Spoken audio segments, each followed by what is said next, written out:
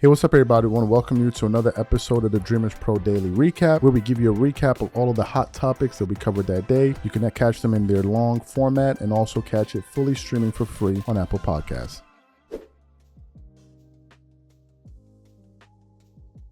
We are revisiting the fallout between Michael Jordan and Charles Barkley. Now, as everyone knows, Charles Barkley is the best in the business when it comes to NBA media. He's the best, and I really don't think it's close. There's no one that I can say, oh, he's almost as good. I don't think there's anyone, athlete or journalist. I don't think so, and I'm gonna tell you why. The reason Barkley is so good, apart from the fact that he has the expertise as a former player, is his candor.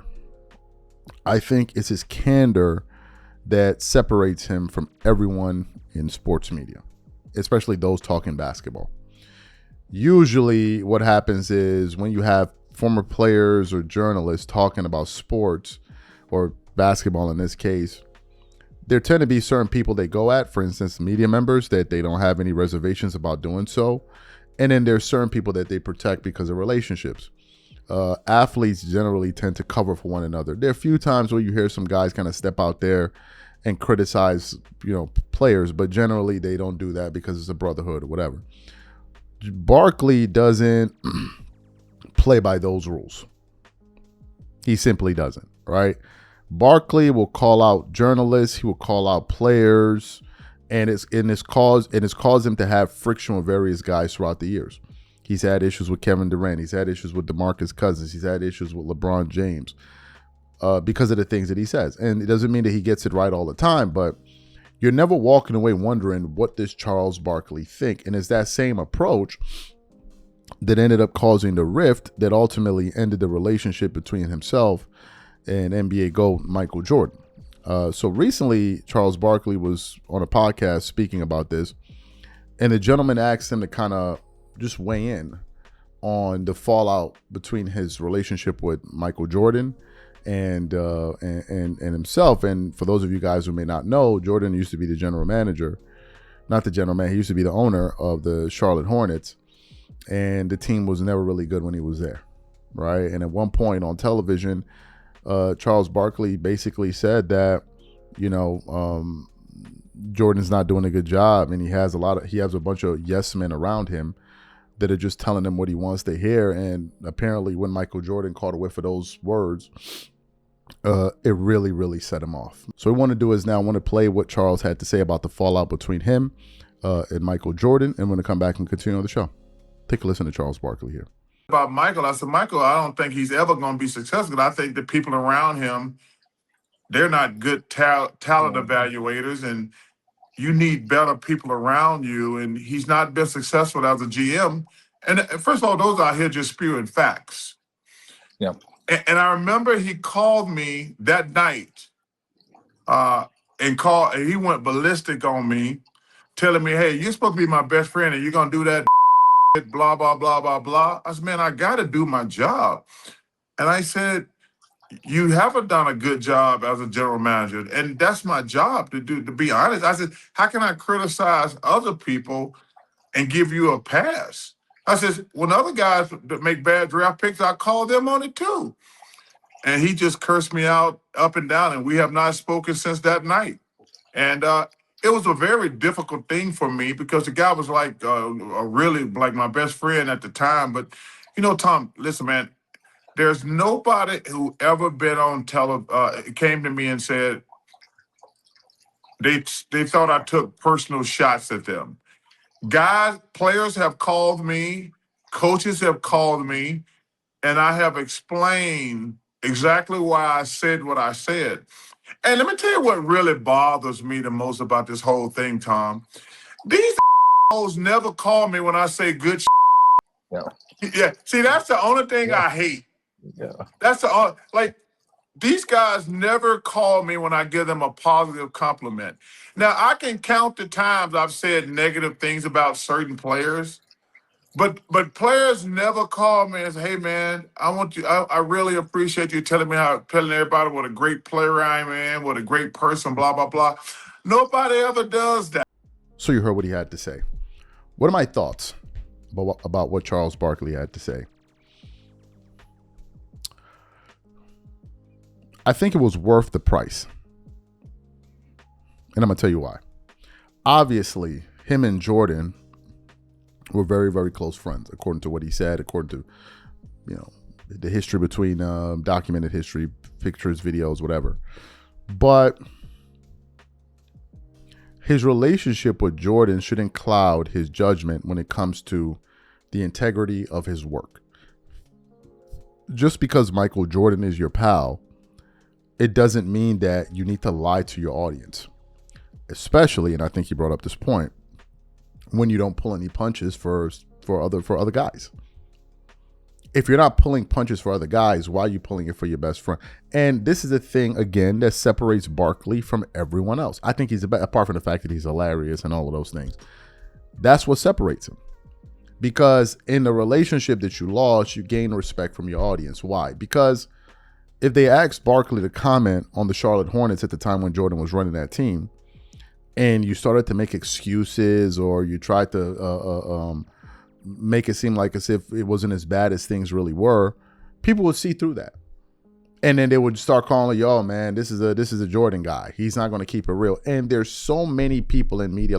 And I think these guys don't realize just how much it hurts their reputation and their credibility. You still may be on TV.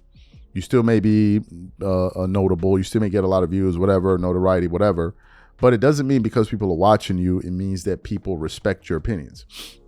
They may just be listening for the sake of listening. And because of it, Barkley is unpopular. A lot of guys in media that is former players, they don't like him.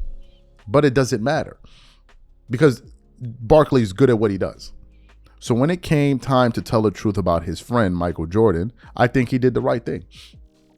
Now I understand Jordan saying that, you should have given me a call and all of this. Even if they were going to have the call, Barkley should still say what he believes.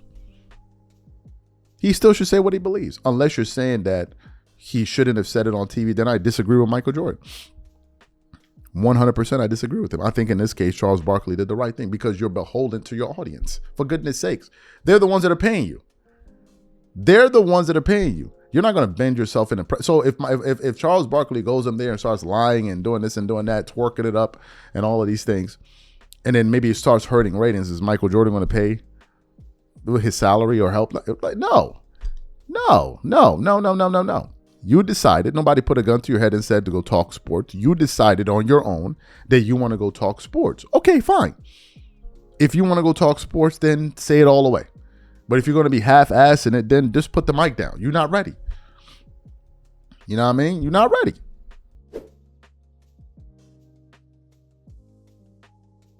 So as you guys know, right now the Lakers are dealing with some injuries to some key players. Notably, Ayton, Rui Hachimura, Austin Reeves, and of course now Luka Doncic. And I just want to quickly read an article that we got here from Heavy.com. It says, Lakers get tricky injury update ahead of Suns showdown. The Los Angeles Lakers will enter their upcoming matchup against the Phoenix Suns with availability once again at the center of the conversation. The Lakers spent the last stretch navigating shorthanded rotations, most recently dealing with multiple absences against the Los Angeles Clippers, and after the 103-88 loss, reinforcements could be on the way. Where the Lakers stand entering the Suns game, Austin Reeves, Ayton are both making progress in their recoveries and could be nearing return according to head coach J.J. Redick. Rui remains further away. He missed the Clippers game with right groin soreness and is expected to miss at least one more contest. Redick indicated the injury is not considered long-term, but his availability for the Suns appears unlikely. And then we have a few other reports here. So Bron Muse says Luka Doncic will not return tonight. He developed a lower leg contusion.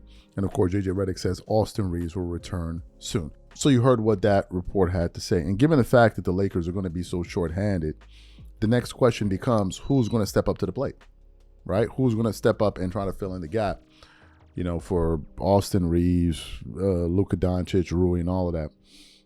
And it looks like the person that the Lakers are getting ready to tap and say, hey, look, come back here and help us, is one Bronny James. Yes, believe it or not, Bronny James is the player that the Lakers are going to be bringing back from the G League to, I guess, give some considerable minutes here. And to me, and I think to many, this is a very, very big update and a major decision for the Lakers. Okay, so let's get into what this report had to say here from Heavy.com as it pertains to Bronny James. Continues on. It says, Lakers announced Bronny James news amid Luka Doncic injury.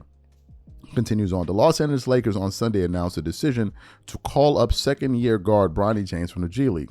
The news came after Luka Doncic suffered a left leg contusion in a 103-88 loss to the Clippers on Saturday. Bronny played for the Lakers during their NBA Cup quarterfinals loss to the San Antonio Spurs on December 10th.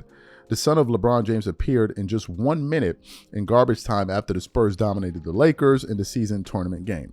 The second-generation player received meaningful playing time earlier in the season, especially when the Lakers dealt with injuries to his father and Gabe Vincent. In November, he logged 18 more minutes in 3 games, earning the praise of head coach J.J. Redick for his perimeter defense. Lakers legend James Worthy called his performance against the Trailblazers on November 3rd the best game of his young career. And then you see here from Trevor Lane, it says the Los Angeles Lakers have recalled guard Bronny James from the South Bay Lakers.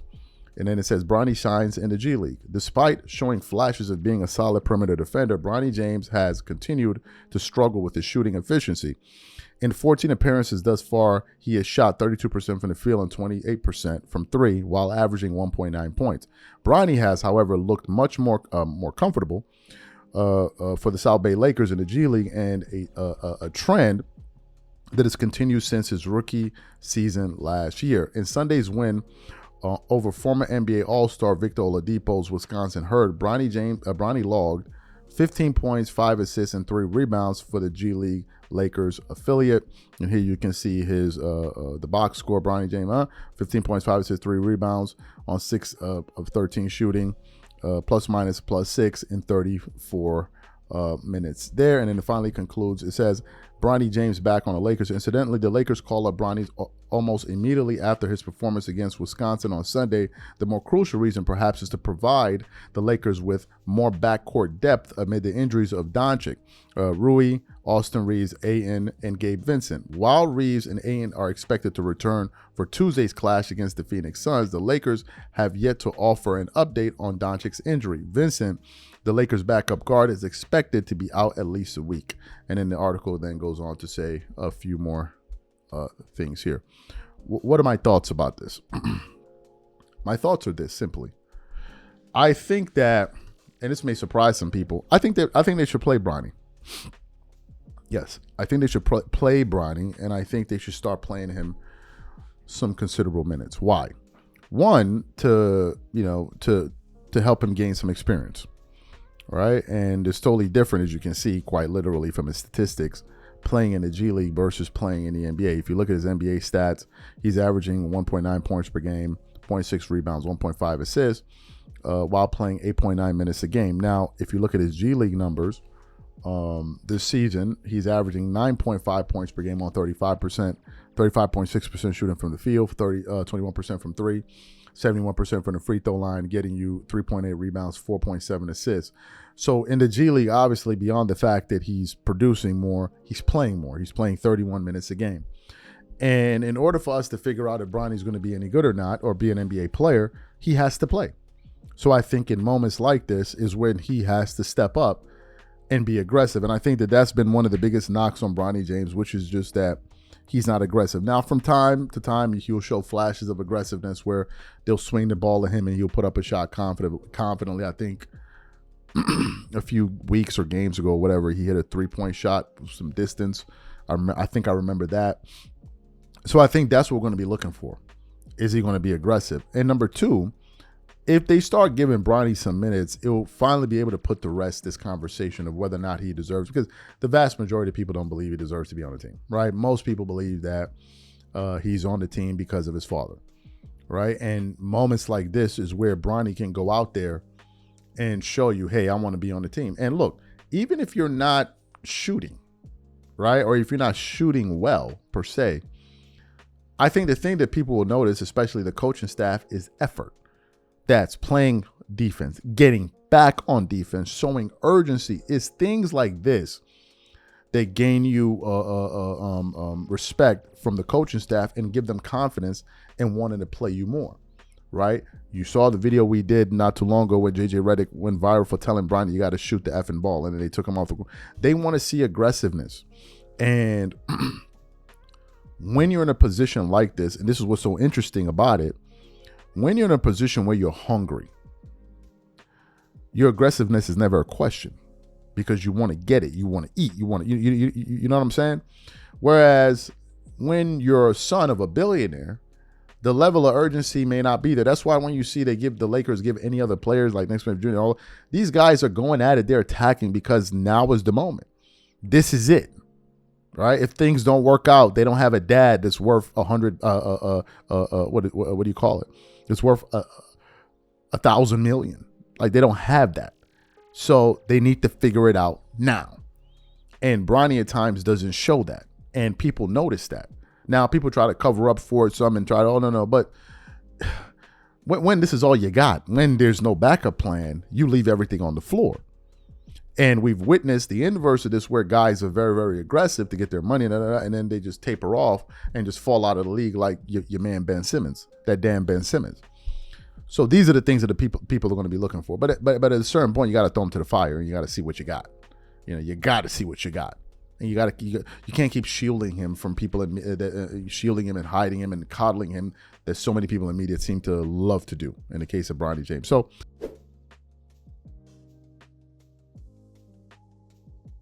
the Clippers are a disaster. There's no two ways to say it. Forget about the fact that the Clippers just won the last game against the Los Angeles Lakers. They still suck. As we currently speak, believe it or not, a team with Kawhi Leonard, James Harden, Ivica Zubac, all of these guys haven't even won 10 games this season.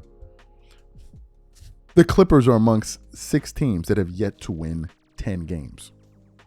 The Clippers have played 28 games and have not even won 10. They are 2-8 out of their last 10 games. And they are comfortably sitting in the 13th spot in the Western Conference. They are a disgrace. If you look at their team stats, people talk about the Lakers are bad defensively. The Clippers are worse. The Clippers are ranked the 25th defense in the NBA. Excuse me, the 26th defensive rating. Opponents' points per game, they're giving up 116 per game. Scoring, they're ranked number 28 in scoring. 28 in scoring. They are a horrible defensive team, horrible offensive team. And I have been amongst the people that have been calling for the Clippers to blow up that roster. And when I say blow it up, blow it up, blow it up, blow it up, blow it up, I think they should trade away Kawhi and all of those guys. They should fire Tyronn Lue. They should fire, Lawrence Frank. They need to clean house because they are an absolute mess. The big story that has surrounded the Clippers over the last few weeks has been the abrupt departure of Chris Paul from the team, right? That's been the thing that everyone's talking about. I agree. When the news came out, even me myself, I was shocked to see how they unceremoniously kicked out Chris Paul out of the Intuit Dome. But that's just scratching the surface. There are even more issues. It wasn't just a Chris Paul thing. And a video that I came across today on the internet absolutely floored me. I came across a video of various Clippers players publicly disrespecting and ignoring their head coach Tyronn Lue in the open, kicking away clipboards, all kind of stuff. And I'm saying to myself, it's over for this team. And it's over for these iteration of guys. And it's time to blow it up. Now, what we want to do is want to show you guys the footage of this. I want you guys to look at what you see from Kawhi Leonard, Brook Lopez, and others. Look at the countenance of Ty Lue and look at basically Jeff Van Gundy running the team in huddles. Take a look at the footage here, and I'm going to come back and continue on the show. Take a look at this here.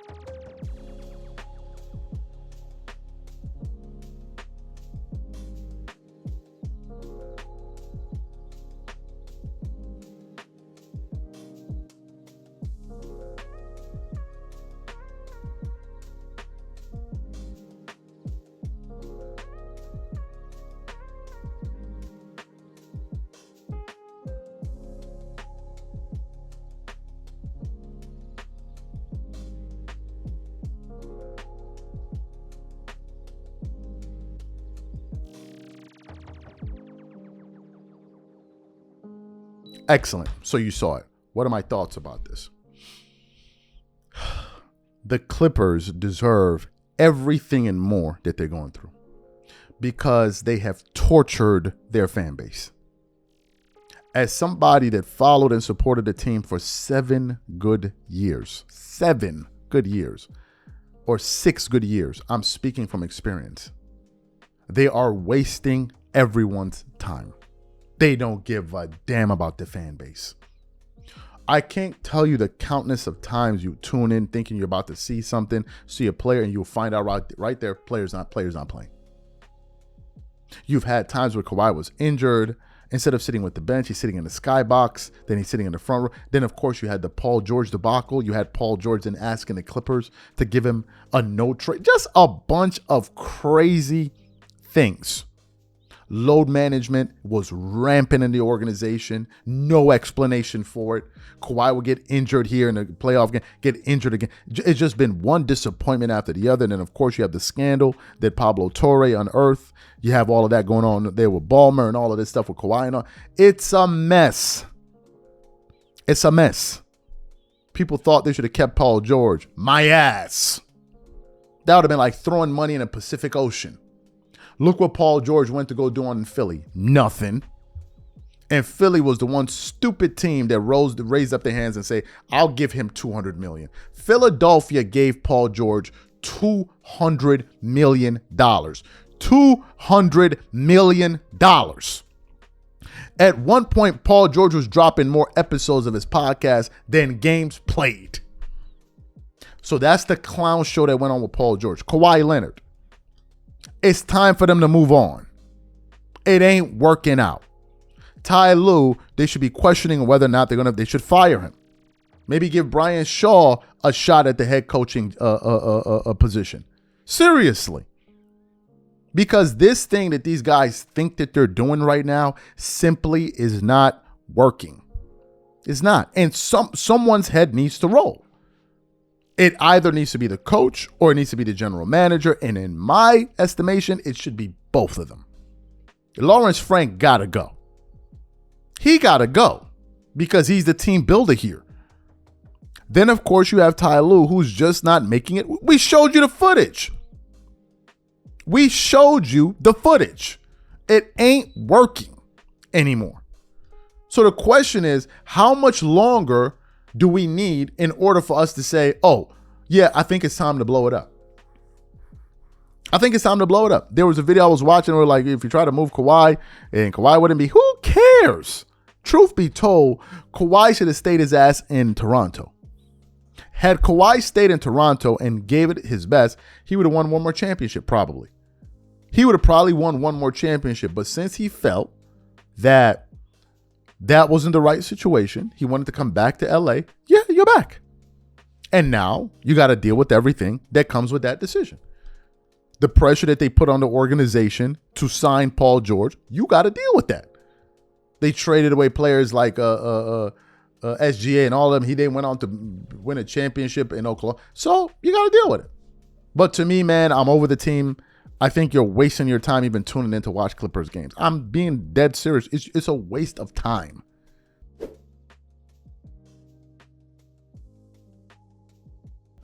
Ladies and gentlemen, I am here to tell you with How many games have the Lakers played?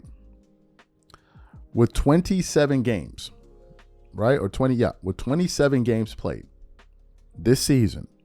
And as the Lakers currently sit at the 4th spot in the Western Conference, I am here to submit to you that their season is officially over. The Lakers season is over. And all we're doing now is just passing time. All we're doing now, and anything that's going to happen between now and the end of the season, is us passing time. I want to take you guys back in time, though, however. Coming into this season, I was very, very excited about this team, and I'm going to tell you why. The reason I was excited was, number one, we got the news that LeBron wasn't going to return to the team for quite some time. And I was elated. You can genuinely feel the excitement in some of the fans that have been reluctant to support the team ever since this guy got there. And now that we got the news that he wasn't going to be there anymore, all of us were just excited about it because now you can watch the team and we're going to see what they have. But more importantly, we're going to discover whether or not this media narrative, of LeBron doesn't have enough help, is true. And what we quickly discovered was the Lakers got off to a hot start, a start that was even hotter than anyone predicted. We found out that we had a bona fide all-star on the team that we would never have known in Austin Reeves. During LeBron's absence, at one point, Austin Reeves was averaging almost 30 points per game. They were calling Luka and LaRavia and these guys the Beach Boys. There was excitement. The team was playing well. They had beat the Minnesota Timberwolves 2 times, something they couldn't even do one time in the playoffs last year. They inserted Marcus Smart into the starting lineup, something that worked wonders for the Lakers. And I'm going to tell you why it worked wonders. Because with Marcus Smart in the lineup with Luka, Reeves, and all these, the Lakers were giving up 107.8 points per game per 100 possessions. 108 points per game per 100. To put that into context, okay, let's look at some of the best teams in the NBA. Just to put that into context, by the Lakers giving up 107 points per game. By the Lakers giving up 107.8 points per game, that would have made them, at the very least, a top 5 defense in the NBA. Do you know how many points the Oklahoma City Thunder, who are the number 1 ranked defense in the NBA, giving up? 106 points, and that makes them the first. So at the very least, they would have been a top 5 or top 10 defense. Then LeBron James came back. And what happened? They went from giving up 107 points per game per 100 possessions to 117 points per game per possession. And I said to myself, as well as this team is playing now, as good as they look, I have a feeling that when LeBron returns, he is going to ruin this team. And he strategically picked the games in which he was going to return. And the window in which he chose to return was the window when the Lakers were playing the Utah Jazz in back-to-back games. He came back. He played well, I think, in the first one. I think he had like 11 points, 10 assists. People started losing their minds. Winnie the Pooh was all over the internet talking about, this is a game changer for the Lakers. And I'm looking at them and I'm saying, they beat the Jazz. If you watch those games, it would be 100% clear to see that the Jazz were a horrible team. And somehow, some way, in one of those games, we even struggle to beat them. But it's not even that. I have some new data that has helped me come to the conclusion that this season is over for this team, and I don't think there's any coming back. I want to get into some data here. I want to look at the last 10 games of the Lakers. Okay. The last 10 games, the Lakers have a 6-4 record. In those 10 games, the Lakers are giving up 117.6 points per game. 117.6 points per game. I want to put that number into context so you guys can understand just how atrocious of a defensive team the Lakers are at this moment in time.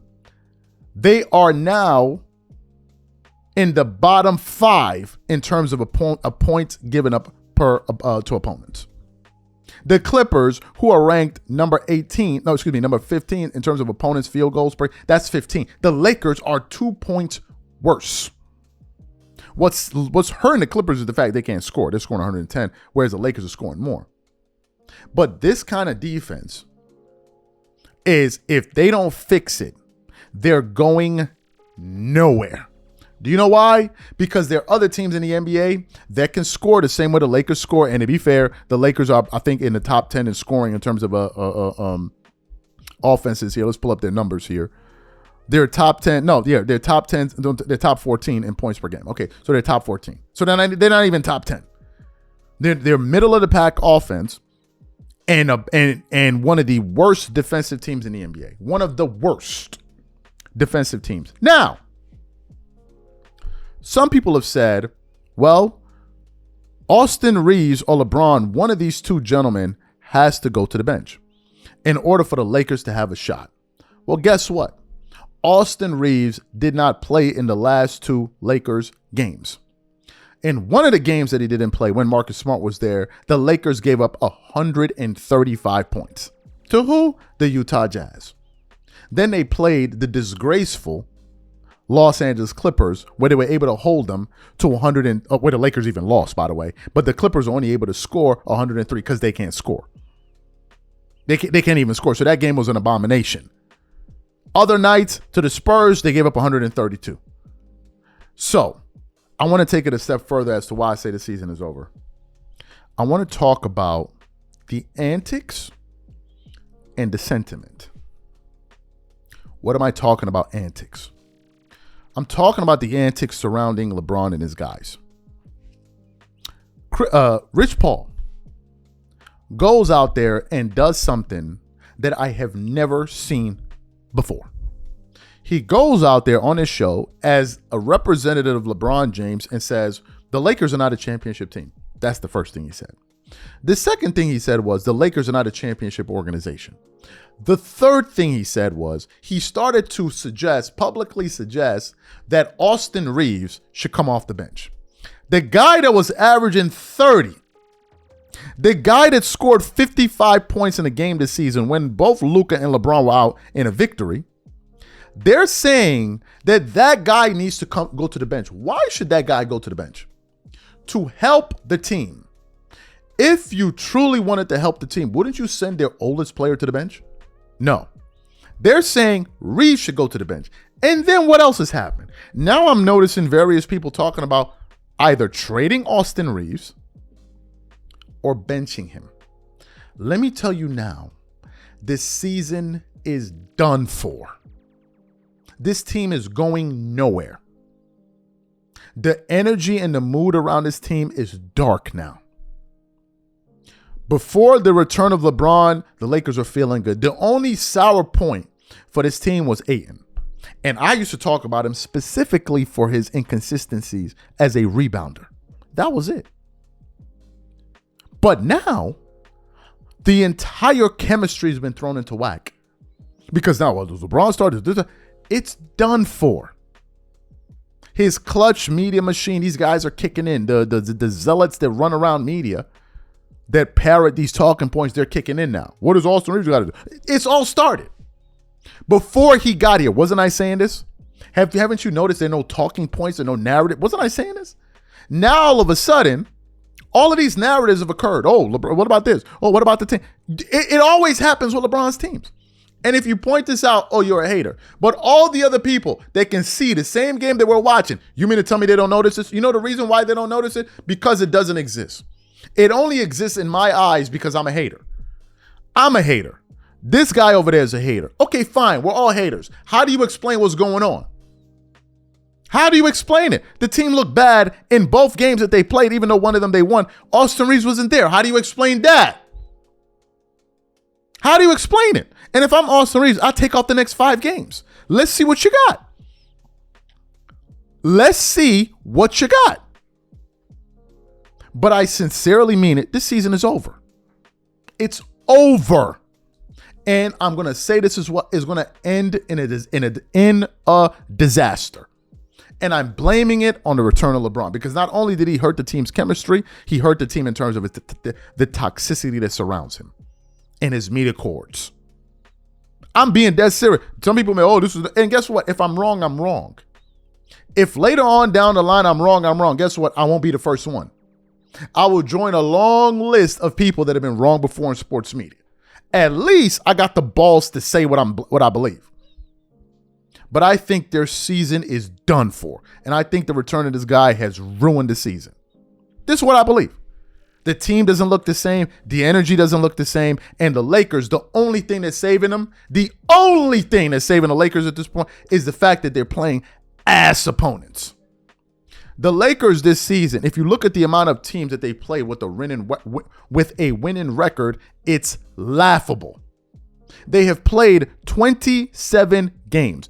Out of the 27 games, let's look at how many of those 27 games they played against teams with what?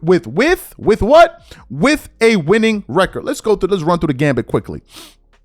Okay, let's run through the gambit quickly. All right, where do we start here? Let me see here. Okay, this is preseason. All right, so the Lakers. Preseason. Okay. They played against the Warriors, right? Does the Warriors have a winning record? No, they're not. So I'm going to remove the Warriors. So the Warriors have a winning record. What about the Kings? Do the Kings have a winning record? No, they don't. So they've only played against teams with winning records. Let me count them. Mavericks, do they have a winning record? No. So out of the 27 games, let me count the teams that they played winning records and the times. 1, 2. That's the Memphis Grizzlies 2 times. What about the Portland Trail Blazers? So that's 2. What else we got? The Spurs 3. What about the Miami Heat? 4. That's the Miami Heat. What else we got? The Atlanta Hawks. Do they have a winning record? No, they don't. So that's 4 so far. The Hornets, no. Thunder 5. Pelicans, no. Bucks. Do they have a winning record? I doubt they do. No. So that's 5 so far. Okay. Out of the 27 games. Clippers, no. Jazz, no. Mavs, no. So I'm at 5. Suns, 6. Okay. Raptors, I believe they do have a winning record. That's 7. Celtics, 8. Sixers, 9. Spurs, 10. Suns, 11. 11 out of the 27 teams that the Lakers have played don't have winning records. Which means what? It means that the record that we're looking at is fool's gold. And that's what they were able to do without LeBron hurting the team defensively. I believe it's going to be worse. I believe people are looking at the standings. It's not about the standings. Who are they playing?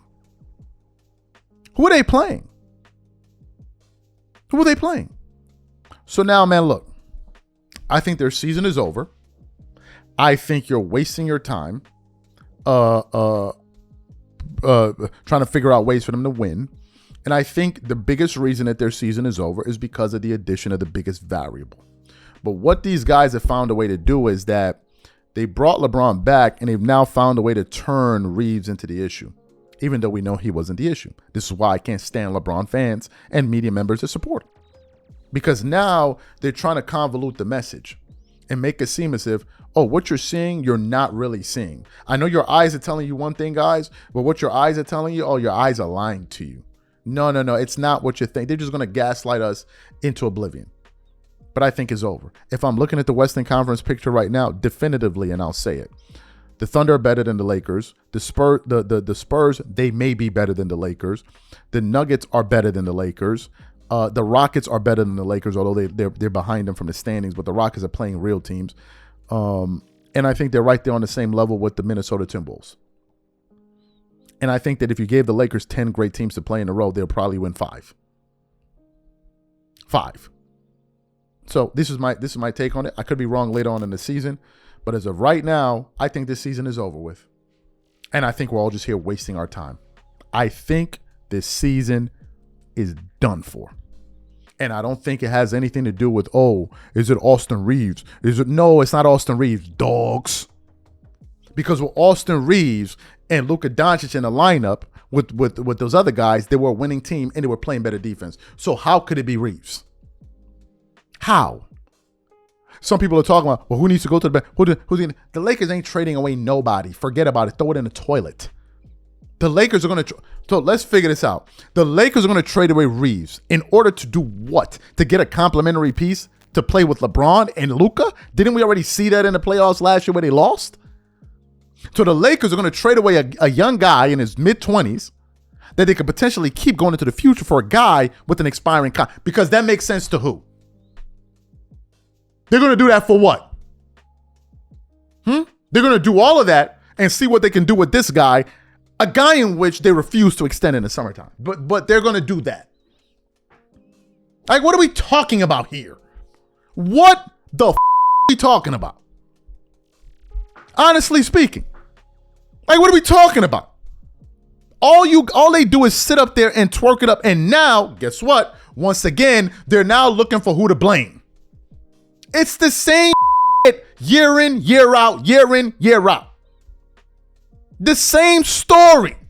And if you call it out, you a hater. Cool. What you saying with what you seeing? What are you saying with what you seeing? What are you saying? Look at the numbers. Offense is not the Lakers' issue. It's defense. And they're not even a great offensive team, but they're a horrible defense.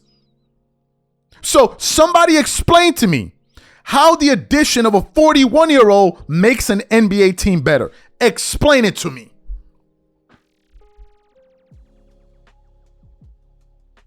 Y'all got it figured out so much that the Lakers said, nah, we're not extending him. So all of this up y'all talking about don't matter. They're saying we're not extending you. And then his agent is now literally trying to affect the market value of another client's, of another agent's client. It's unheard of. Can you imagine if Luka Doncic's agent starts talking about, oh man, you know, LeBron should come off the bench? That's what it's like. Except it's even worse. Because in Reeves' case, Reeves ain't sitting on $1 billion. Imagine if Luka Doncic's agent said, man, look, they got to figure out a way to bench LeBron for the betterment of the team. They got to figure out a way to bench him, maybe put him in a Lamar Odom kind of role or a Manu Ginobili kind of role. And then see all of these twerking ass LeBron media fanboys. What you mean? What you mean? What you mean? What you mean by that? What you mean by that? What you mean by that? But then when Rich Paul do it, we supposed to sit back and be like, yeah, I like what he's saying. What? When have you ever seen that in NBA history? Where an agent of one guy is literally trying to lower the value of another guy in a contract year. And nobody's saying nothing. But we over here, oh man, all they do over there is hate. All y'all do over there is suck. That's all y'all do. That's all y'all do. Y'all can't come over, oh, Dreamers Pro, he said this, he said, at least you don't wonder what the think for real. At least you don't wonder what I think. Nobody's wondering. You come to our channel, you know exactly what you're getting. I'm not trolling you. I ain't rage baiting you. I'm saying what I believe. Something we can't say for most of you.